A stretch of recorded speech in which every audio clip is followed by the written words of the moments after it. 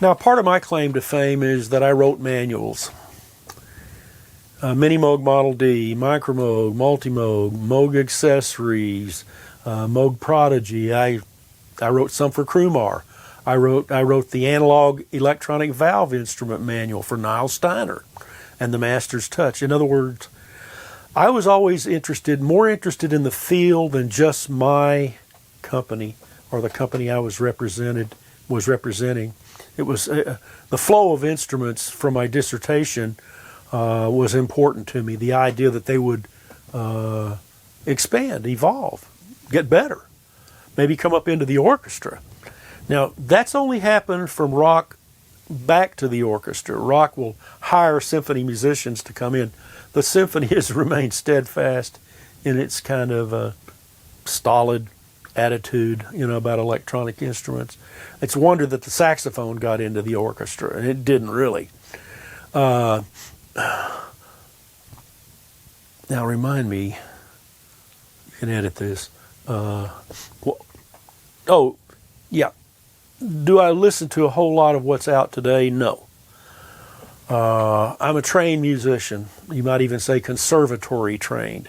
It didn't have conservatory over the door, but most land-grant colleges, as they're called in the United States, Florida State, Indiana, that represent states, they're conservatories. Now, the irony of it is, a conservatory, I think, gives a better musical training in some ways, but there's no jobs. You go out, you're not trained to play where the business is. On the other hand, Berkeley trains students, I think, very well for what the business really is. But I have my biases. I think the average musician coming out of FSU is better than the average that comes out of Berkeley. Of course, my average for FSU was 30, 40 years ago. So maybe the whole cohort has changed. I don't know. But I don't tend to listen to a lot of electronic dance music because people will dance to anything as long as it has a beat that's steady. The musical value of most EDM is very narrow. As Gertie Stein would have said, there's not much there. It takes more than that to interest me as a musician. And in particular, I find rap just deadly boring. I mean, I'm like any guy. I mean, it's nice to see half-naked women writhing around. That has a certain appeal even at my age. But that's not music. And the flashing lights, that's still not music. As a matter of fact, when I listen to music, I often close my eyes because I know that when you shut off the visual stimulus, you're not arguing with the auditory. The visual and the auditory cortex are at war with each other. And people who look at video display terminals all day long and never shut their eyes and listen to what you're actually doing, they tend to make some pretty boring music. And the other thing, the reason EDM is boring, it doesn't have to be. One of the reasons it's largely boring, and don't get me wrong, I think Daft Punk did a couple of tunes that make me want to dance. Wow, they're terrific. Higher, faster, louder, wonderful stuff. Here and there, Kanye West has done some great rap where he used Chaka Khan and some other singers and very clever uses. But the jiving around and the baggy pants, it's the accoutrements. I'm not impressed. And when you've seen everything I've seen, no, you're not easily impressed. You really just want to hear the music. So I was going to say one of the reasons EDM is so deadly is the repeats are verbatim. Now, in the orchestra where I played, people say, well, what are those dots? I said, no. Those are repeat this passage, not play it again identically. No conductor in his or her right mind would play through the second time of a piece of a Haydn symphony and play it the same way. Well, I think we'll bring out the woodwinds in this one, and let's, the horns first in the first time through, and then we'll do this, and we'll balance it this way.